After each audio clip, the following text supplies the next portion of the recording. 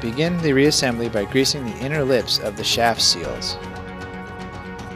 With the seal installing tool, you can press the shaft seal into the sleeve.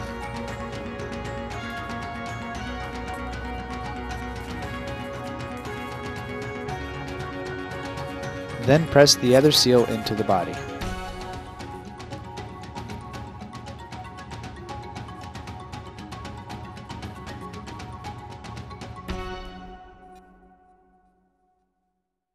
Please note the orientation of the seals.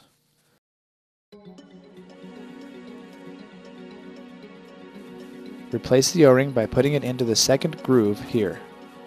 It is also important to apply grease to the inner lips of the seals here.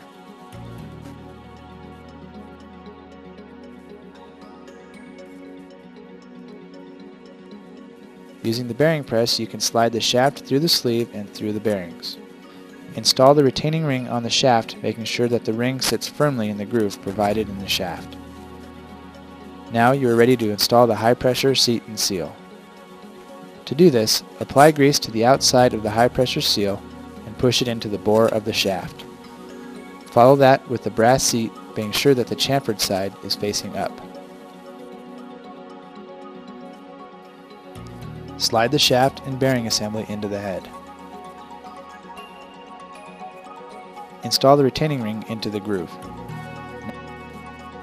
Now refill the tool with the viscous fluid as demonstrated earlier. If you find that you are experiencing rotational speed problems, you may look at sizing the jets, which eventually wear out, and understand that these tools are easy to modify in order to accommodate different pump sizes and hose lengths by simply replacing the jets.